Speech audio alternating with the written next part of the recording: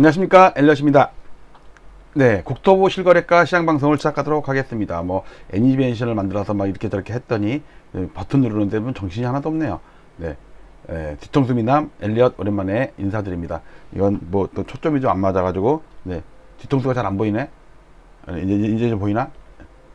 네, 이제 뒤통수 좀 보이죠? 네, 뒤통수 보입니다.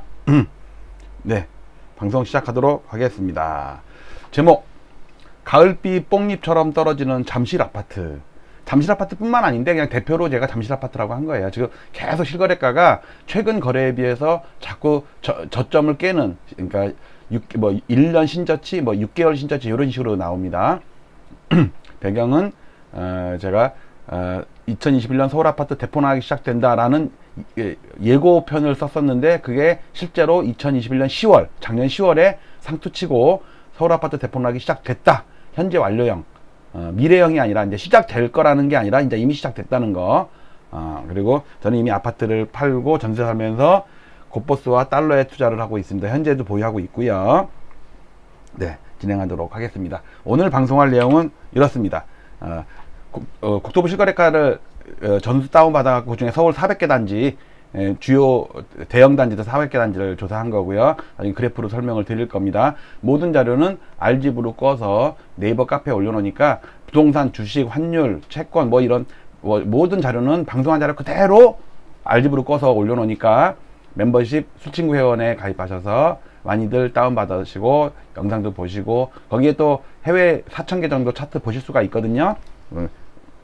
많이 참고하시기 바랍니다. 그리고 멤버십 때 매일매일 환율 시황 방송을 올리고 있고요. 이렇게 환율 방송 때 이제 앞으로 채권이랑 상품, 코인 이런 것까지 같이 할 겁니다. 하루에 한 번씩 합니다. 그리고 오늘 오전에 벌써 1일 세계 증시 시황 올렸죠. 지금 분기봉 마감이라서 이렇게 자세히 한 30개 넘는 차트를 했습니다. 부동산 뿐만 아니라 주식에 관심 있거나 환율에 관심 있는 분들 많이 멤버십으로 오시기 바랍니다. 차트 배송 이벤트 하고 있고요. 월요일은 휴일이라서 배송이 안 되고 화요일에 나가면 수요일에 받을 거예요. 이미 어저께 나갔으니까 아마 오늘 받으신 분들도 있었을 거고요. 자, 일단 서울 400개 단지 쭉 다운받아서 한 건이라도 거래되면 그 단지가 이렇게 파란색으로 표시가 되거든요. 그 대신 이거는 최근 실거래가 대비 하락을 표시한 거예요. 그러니까 고가 대비 하락이 아니에요. 자, 성원 대치 2단지인데 33평형이 있네요. 이게 92년도라서 30년 차네. 그래도 오래된 아파트네요. 9억 2천만 원에 신고됐는데 그 직전에 언제인지는 모르겠어요. 10억 1,500이 9억 2천 돼갖고 9,500만 원 하락했어요. 거의 10% 하락한 거예요. 상당히 하락이 크죠? 자, 그 다음에 이번에는 잠실이에요. 잠실인데 하락한 단지가 수두룩해요. 여기 보시면 여기 밑에 이렇게 하락한 단지 이렇게 표시하게 돼 있거든요. 이렇게 돼 있는데, 그러니까 이거는 그 대신 어느 한 평형이 하락함으로 인해서 그 단지 전체의 시가총액이 얼마 줄었냐. 그러니까는 세대수가 많은 30평대가 하락하면은 시가총액이 많이 줄겠죠. 자, 첫 번째부터 볼게요. 여기서부터 자 볼게요. 잠실 엘스가 16억에 신고가 됐는데, 최근 들어서는 500만 원 하락이지만 고가 대비는 계속 하락하고 있어요. 16억으로 진짜 많이 떨어졌네. 자, 그 다음에 또 볼까요? 여기에 잠실 리센츠가 84제곱짜리 30평대가 22억에 신고됐는데 직전 거래에 비해서 5천만 원이 하락했어요. 그러니까 이거는 5천만 원이면 별거 아닌 것 같지만 고가 대비로는 계속 빠지고 있던 중에 또 빠진 거야. 잠실 주공 5단지는 많이 빠졌네요. 82제곱짜리가 26억 7,600인데 3억 7천 하락했어요. 많이 빠졌죠. 이건 또 세대수도 1350세대나 되고 비싸기도 비싸죠. 오질나게 비싸. 자, 또 있나 볼까요? 또 있네. 트리지움 59제곱짜리가 17억에 신고됐는데 7천만 원 하락한 거예요. 최근에 잠실이 계속 하락한다고 그랬죠. 근데 이거는 고가 대비 하락이 아니라 직전 거래 대비 하락이에요. 그러니까 그동안도 하락하고 있었는데 또 하락한 거지. 또 있나? 네, 이렇게 하나, 둘, 셋, 4개 단지 봤습니다. 이번에는 명일동이네. 명일동에 명일 신동아 127제곱짜리니까 이게 한 50평 가까이 되겠네요. 270세대지만 16억 8,500이 1억 6천 하락했어요. 거의 9% 하락했네요. 많이 하락했죠. 왜냐면 이 신동아 아파트는 81, 112, 127 대형 평형만 있네. 소형 평수는 없네요. 근데 570세대인데 꽤 비싼 아파트인데 오랜만에 거래가 된 것 같아요. 근데 뚝 떨어졌잖아. 10% 가까이 떨어졌어요. 자, 그 다음에 양천구에 여기 두 개가 있네요. 두 개. 하나는 플러스고 하나는 마이너스. 마이너스만 볼게요. 자, 보니까 신월 시형 아파트 59제곱짜리가 6억에 신고됐는데, 어휴, 뭐야? 1억 5,500이 하락했다고? 8월 달에 7억 5,500이었는데, 두 건 거래됐어요. 근데 9월 달에 6억이 신고된 거야. 1억 5,500, 20%가 하락한 거예요. 이 정도면 폭락이죠. 다른 아파트들, 왜냐면 이건 6억짜리니까 1억 5,500은 큰 거예요. 20억짜리가 1억 5천이다 그러면, 요즘에 1억, 2억 떨어지니까 그렇다 치지만, 자, 그 다음에, 이번에는 목동입니다. 목동 11단지. 목동 11단지인데, 51제곱짜리가 9억 8천에 신고돼서 2억 2천이 하락한 거예요. 직전 거래에 대비해서. 아마 고가 대비로는 더 많이 하락했겠죠. 요즘에 한번 거래됐다 하면 20%씩 빠져. 이거.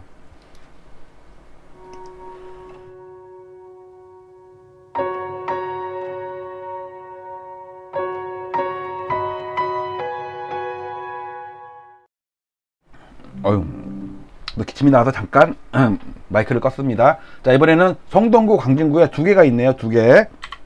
실거래가 하락한 게.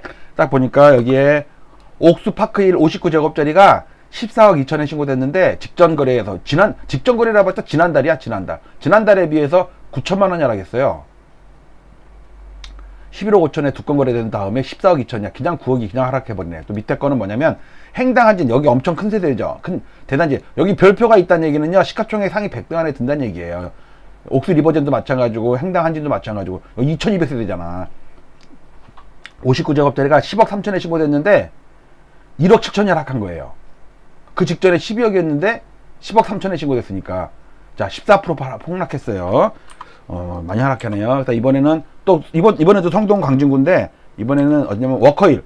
야, 워커힐이 27억에, 워낙 여기는 220평이야. 하고, 아니, 220제곱이야. 이거 몇 평 계산도 안 돼. 한 7, 80평 되는 건가? 80평 되나? 네. 27억에 신고돼서 4억 4천이 하락했습니다. 이건 어쩌다 한번, 몇 년 만에 한번 거래됐을 거야, 이런 거는. 그 다음에, 또 잠시만요.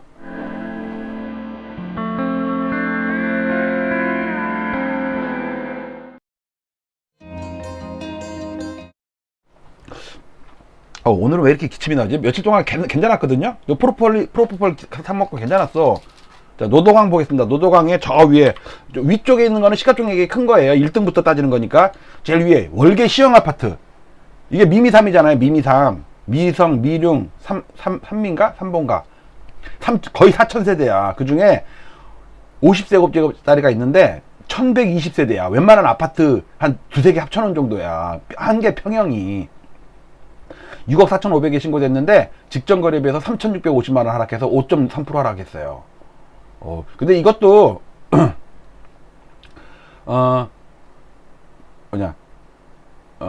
전에 6억 9,500 된 것도 있네. 6억 6,800 된 것도 있고, 그 평균 가격이 6억 8,150이라는 뜻이에요. 자, 분명히 작년 9월달 전후가 고점이었을 거예요. 고점 대비해서는 엄청 하락했을 거야. 지금 직전 대비해서 직전에도 많이 떨어진 거거든, 이게. 자, 실거래가가 계속 이렇습니다. 이번에는, 이건 별거 아닌데, 성북구, 동대문구, 중량구, 은평구 중에, 그래서 1등이라서, 한신 아파트, 여기도 4,515세대야, 도남동에. 68제곱짜리가 6억 8천에 신고됐는데, 2천만원 하락한 거예요. 근데 실제로는 4천만원 하락한 거예요. 왜냐면, 이게 7,200이랑 6억 8천, 아니, 7억 2천이랑 6억 8천이랑 평균 가격이 7천이 됐으니까, 7,200에 대해서 7천만원 하락한 거니까, 이거 실제로는 4천만원 하락한 거야. 4천만원. 7억 2천이 6억 8천 된 거니까. 왜냐면 그 엑셀 계산 평균값 때문에 이렇게 된 거예요. 어쨌든 얘도 계속 떨어지고 있는데 계속 더 떨어진 거죠. 그 다음 또 있나? 그만 좀 나와라. 이제 귀찮다. 금강구에 봉천 두산 아파트? 봉천 두산 아파트네요. 114제곱짜리, 이제 이 아파트는 제일 큰 평형이네요. 510세대에 있는 건데, 10억 7,800에 신고됐는데, 그 직전에 비해서 1억 200이 하락한 거예요. 여러분들 10억에서 1억이 하락하면 많이 하락한 거죠. 그쵸? 10% 하락한 거죠. 또 있나? 그만 좀 나와라, 이제. 경기 과천으로 넘어갈게요. 과천 레미안슈로, 여기도 초대형 단지죠. 3,143세대. 아마, 과천에서는 제일 큰 세대일 거예요. 84제곱짜리가, 이거 한 평형만 해도 1,678세대야. 14억 8천에 신고됐는데 직전에 대비해서 2천만 원 하락한 거예요. 그러니까 이걸 보면 아 이거 2천만 원 별거 아니다 그렇지만 이게 17억 18억까지 갔었을 거라고 작년 한 10월 달 근처에는. 근데 떨어진 가격에서 계속 떨어지는 거래가 신고되니까 처음에 급락한 거래들을 보면 사람들이 아 그거 자전 거래야 전세를 잘못 신고한 걸 거야 그거 가짜야 뭐 이러다가 한 건 두 건 계속 비슷한 거래가 신고되면 이제 말을 못해. 그게 시세가 되는 거라니까. 그 다음에 이번에는 성남 분당에서 보겠습니다. 분당 건영 2단지인데 70제곱짜리가 8억 1천 신고됐는데 그 직전에 9억 5천 750이었어요. 1억 4천이 하락한 거야. 폭락했죠? 15%. 이번에는 경기 일산에서 저 여기 하나 있네. 일산 위시티 130제곱짜리인데 이거 그래도 야 130 대형 평형인데도 750세대 세대수도 많네. 제일 많네 여기서. 여기서 주력 평형대네. 여기서는 뭐야 이거 뭐 80제곱짜리는 아예 84는 없어. 30평대는 아예 없어. 그냥 130제곱짜리면은 이거 한 50평 되는 건 될 텐데 그쵸? 8억 3천 750에 신고됐는데 두 건이 신고됐어요. 그러니까 8억 2,500과 8억 5천 두 건이 신고돼서 평균이 8억 3,750이 된 건데 그 직전에 8억 9천이었어. 그러니까 이것도 한 10억 되지 10억 넘지 않았겠어요? 아, 10몇억 됐을 거야. 이거 작년 8, 9월 달에는. 얘도 많이 떨어진 거예요. 그 다음에 이번에는 경기도 광명인데 광명에 또 뭐 하나 급락한 게 있네. 자 밑에 하안 5단지래요. 광명 하안 5단지 58제곱짜리 1335세대. 이게 90년에 입주한 거네요. 5억 2천에 신고됐는데 그 직전에 5억 9천 거의 6억에서 거의 8천만 원 떨어진 거야. 그죠? 그러면 얘도 작년 8, 9월 달에는 엄청 올랐을 거라고 더. 그때부터 계속 떨어지고 있는 걸 거예요. 또 있나? 이제 그만 나가라. 아유, 이제 됐습니다. 여기까지, 방금 전까지 본 게, 국토부 실거래가를 가지고 엑셀로 직전 거래량 비교해서 제가 지수를 만들고 있는 중이죠. 400개 단지. 자, 이번에는 그 중에 100개 단지를 가지고 시가총액 상위 100개로 지수를 만들었는데 매일매일 제가 그래프를 점을 찍죠. 점 하나가 하루에 하루. 최근에 9월달 들어서 거의 좀 초반에 좀 오르는 듯 하더니 다시 밀려. 그러다가 헬리오시티가 이상거래 하나 신고돼갖고 뚝 떨어졌죠. 그러니까 여기에 정상거래가 신고되더라도 별로 여기서 평균값이니까 조금 올라가긴 할 텐데 어쨌든 분위기가 험악해요. 중간중간에 이렇게 급락한 거래가 하나 신고되면서 분위기를 망치거든요. 제가 볼 때는 다분히 의도적인 걸 수도 있다고 생각해요. 왜 하필 이 시점에 그런 반토막 거래를 그것도 직거래로 신고를 했을까. 상당히 의심스럽습니다. 이건 명목지수고요. 여기 빨간색 선 보이죠? 빨간색 선. 요게 국토부 실거래가예요. 근데 국토부 실거래가보다 제가 조사하는 게 덜 빠지죠. 왜? 국토부는 전수 조사한 거고 저는 센 놈들 100개 조사한 거잖아요. 이거 100개. 그러니까 실제로는 노도강 금강구에 엄청 많은 아파트들이 폭락하고 있다고. 근데 제 시가총액 상위 100개에는 노도강 금강구가 몇 개 없어. 왜냐면 금액이 저렴하니까 강남권이 대부분 차지한다고. 근데 어쩔 수 없어요. 우리 코스피 방식이 그런 건데 코스피도 코스피, 하이닉스, 현대차 이런 것만 오르락내리락 하면 700등에 있는 종목이 상한가를 치든 20%가 빠지든 지수는 아무 영향이 없어. 마찬가지예요. 노도강에 있는 37세대에 있는 그 연립처럼 생긴 아파트들 있잖아요. 그런 게 몇 년에 한 번씩 거래될까 말까잖아요. 영향력도 없고 금액 변동도 적고. 근데 시가총액 상위 100개는 엄청 변동이 심하고 센 놈들이야. 그러니까 센 놈이니까 이렇게 버티지. 예를 들어서 저기 보시면 10월 달에 명목으로 보면 보세요. 그 KB에서는 아니 부동산원에 국토부에서는 10월 달에 상투치고 11월부터 빠졌다고 나와요.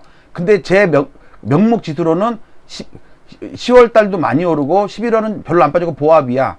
그래 버티다가 이렇게 빠져. 그 다음에 최근에도 명목지도 이렇게 폭락하는데 제 거는 별로 안 빠지죠. 자, 이걸 갖다가 실질로 물가로 나누면, 그러니까 물가를 반영을 하면 국토부 실거래가는 당연히 더 빠지고 제가 조사하는 시가총액 상위 아파트도 100개도 빠지고 있습니다. 이렇게 매일매일 빠져요. 자, 그 다음에 자, 서울 25개구를 12개 지역으로 묶어가지고 월별 명목, 이거는 지금 보는 건 명목입니다. 왼쪽은 서울 25개구 400개 단지 55만 세대예요. 이게 시가총액의 42%를 차지해요. 그러니까 어마어마한 대표성이 있는 거죠. 노동항은 작년 9월부터 상투치고 계속 빠져요. 명목이에요. 자, 여기서 파란색 보세요. 송파구 보세요. 송파구 완전히 처참하게 빠지죠. 아까 봤잖아요. 뭐 리센츠, 잠실주공 뭐 이것저것 다 빠져. 돌아가면서 빠져. 그 다음에 경기도 11개 주요 지역도 계속 빠집니다. 이거 명목이에요. 물가 반영 안 한 거예요. 물가를 반영하면 변곡점이 확연하게 드러나요. 이렇게 확연하게 드러나죠. 최근 들어서 두세 달 동안에 빠진 게 아니에요. 작년 10월, 빠른 데는 9월, 8월에 상투치고 계속 실거래가는 하락하고 있었는데 저는 그걸 직계하고 있었잖아요. 국토부도 직계하고 있다고. 근데 뉴스에 나오는 거는 맨날 주간 단위 호가 조사한 거 나오죠. 호가는 집주인이 팔고 싶은 가격이잖아요. 그건 실제 가격이 아니냐. 그냥 주둥이 호가, 아가리 호가에 막 실제로 10억에 거래됐는데 막 13억, 15억에 올려놓고서 네이버에 올려놓고서 아, 우리 아파트 평균가 높아졌다. 좋아하고 있다니까. 담합해갖고.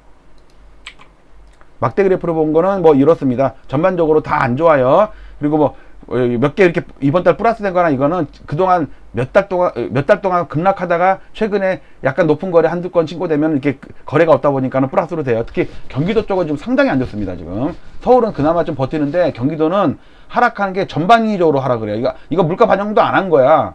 다음 달에 반영할 거예요. 내일, 모레, 그러니까 수요일 날. 또 휴일 다음 날 하더라고. 또 그러니까 좀 늦어지겠네, 이번에 물가지수 발표하는 게. 자, 이거는 주간 매매가입니다. 주간 매매가. 위에 있는 거는 부동산원, 밑에 있는 건 KB입니다. 부동산원이나 KB나 전부 하락한다고 나오죠. 주간 단위로. 지난주 이거 오늘 업데이트한 거예요, 오늘. 그리고 누적으로 하고 그동안 예를 들어서 뭐 강서구가 됐든 무슨 구가 됐든 그 구의 고점 대비 얼마나 빠졌나. 왜냐면 고점이 다 다르잖아.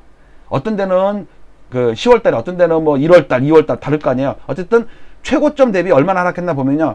부동산원을 보면 제일 많이 하락한 데가 노원구가 1등이네. 그 다음에 도원구가 2등. 그 다음에 23등이 어디냐. 여기 성북구가 3등. 그 다음에 서대문구 4등. 은평구 5등.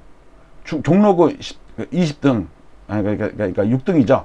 그 다음에 덜 떨어진 아파트 순서 25등이 거겠네. 여기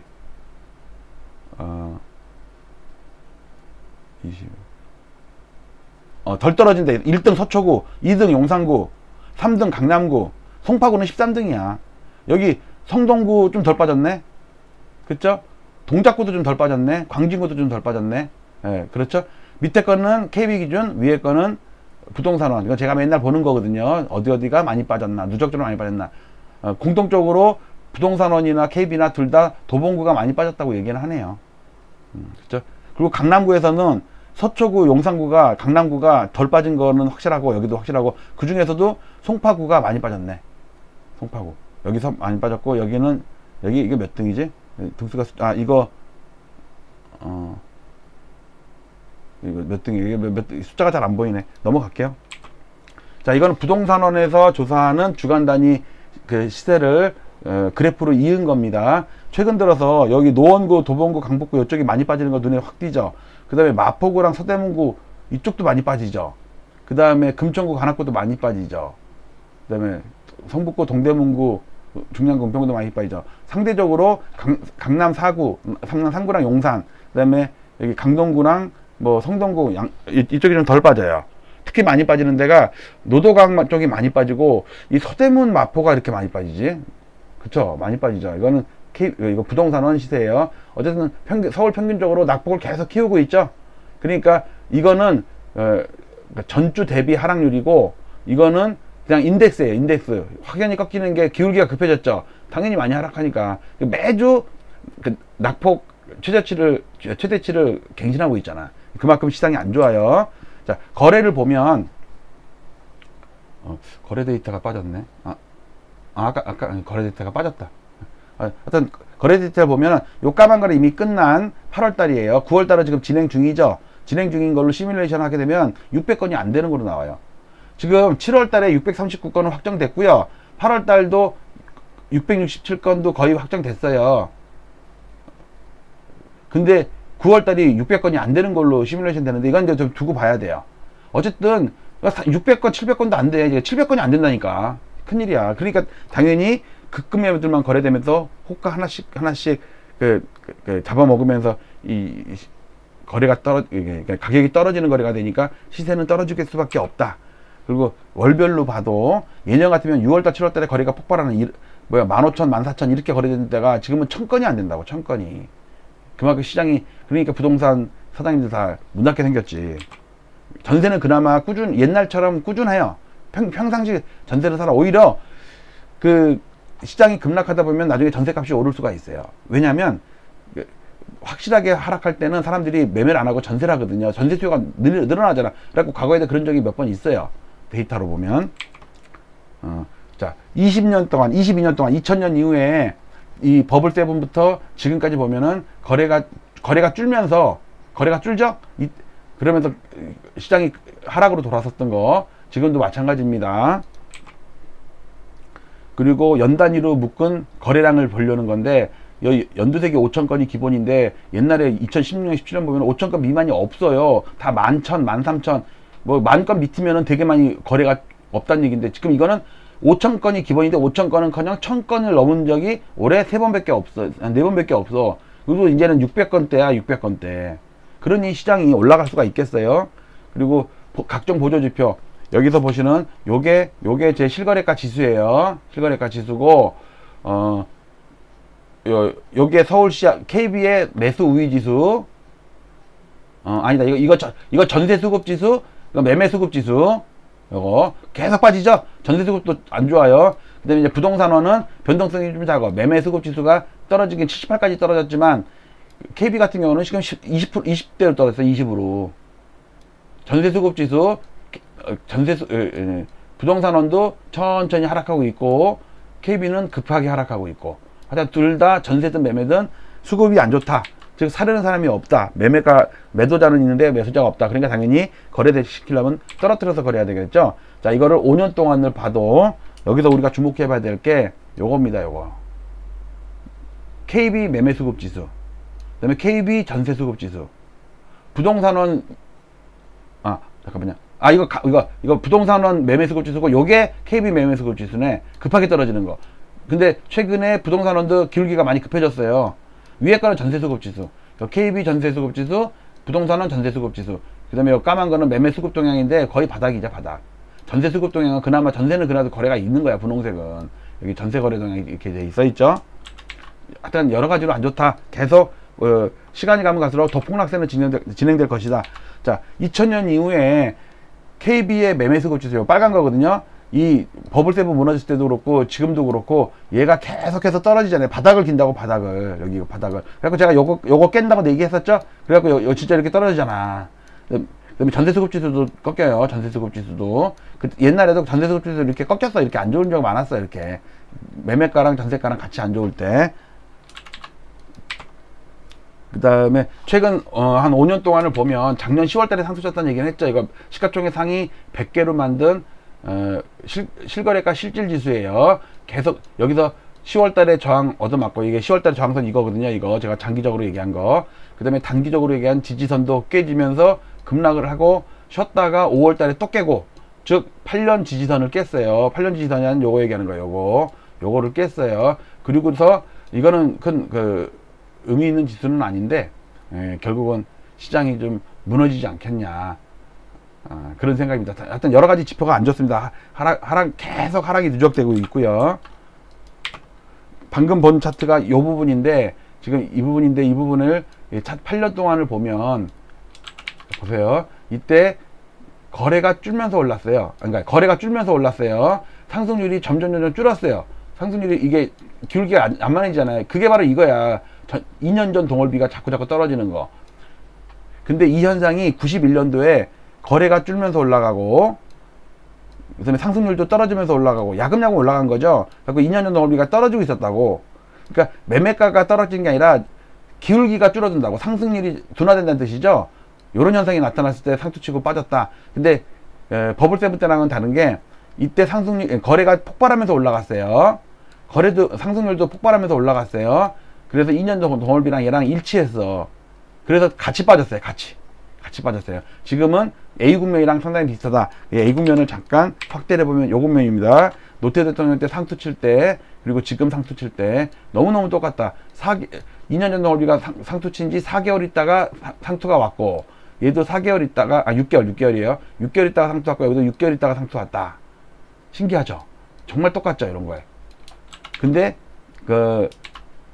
2006년 말에 2007년 초에 버블 세븐 무너질 때랑 다르다. 왜? 이때는 기울기가 계속 떨어졌는데 이때는 기울기가 폭발했죠. 상승률이 폭발해. 얘는 상승률이 떨어지잖아. 이 차이가 있었던 것 같아요. 그래서 지금은 노태우 대통령 상투 칠 때의 불황기가 상당히 오버랩 된다 이런 말씀을 드리겠고, 60년 동안에 추세선을 가지고 연구를 하다 보면 정확히 이렇게 추세가 귀신이 그림 그려놓은 것처럼 이렇게 맞아요.